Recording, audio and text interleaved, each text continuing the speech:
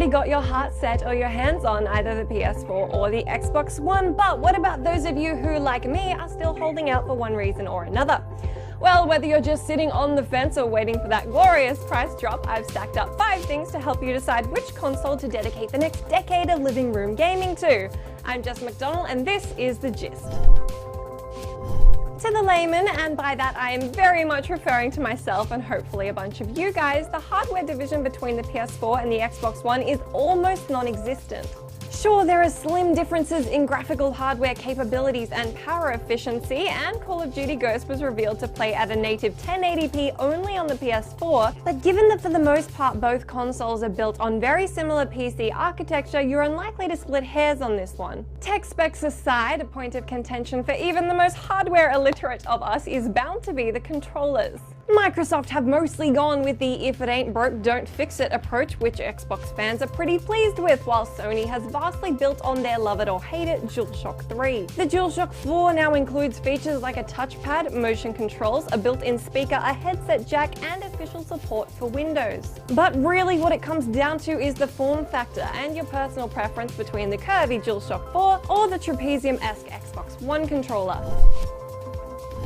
Remember those people you like to hang out with and occasionally engage with in online gaming activities? Well, if those activities tend to rank highly on your time spent gaming, you're probably going to want to suss out what your friends are buying. Exclusive multiplayer games like Titanfall and console-specific servers are going to majorly screw you over if you picked up the PS4 when all your friends grabbed an Xbox One or vice versa. If multiplayer console gaming is your thing, this is definitely a factor worth considering. Or maybe you're like me and online gaming was never really your thing anyway, but there is one thing I really do care about, and that's the games. I don't really mind if a console has a Kinect attached or looks like a rhombus if it's got the games I'm interested in. Console exclusive games seem to be rolling in the minority right now, which is a blessing for those of us who only plan to get one console. But they do still exist and are sure to make a difference to devotees of games about gladiators or guys with superpowers and a penchant for beanies. As for me, I'm a David Cage fan who's also pretty fond of games like Journey and The Last of Us, so I'll probably end up with a PS4, but each to their own. There may only be $100 between the price points of the Xbox One and the PS4, but regardless, price is and will always be an important factor when discussing console purchasing decisions. With the PS4 offering the lower price of the respective $399 and $499 evils, it currently has the one-up. Then again, while the lower price point is attractive, gamers seem to be more interested in weighing up their value for money. Put simply, is the Xbox One and all its other non-gaming features going to be worth the extra bucks?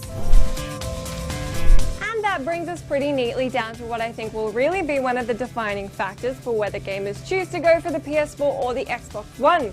I like to call it the entertainment box versus the dedicated console. So, for argument's sake, let's say the hardware is similar enough, your friends are on PC anyway, the exclusives aren't swaying you, and the price is neither here nor there. And what may well be one of the biggest deciders, Microsoft have marketed their console strongly as the center of your living room around which all other things revolve. TV, Skype, sports TV, music, different TV, web browsing, you name it. Conversely, Sony have been taking the opposite track and saying the PS4 will not be your TV or your place for checking fantasy football or surfing the web. It's a straight-up gaming console. That's not to say there aren't external features and applications, but they certainly aren't the focus. So then the decision becomes whether you want to consolidate your entertainment devices into a single integrated voice-controlled unit, or whether your gaming console is just for gaming. It's your call.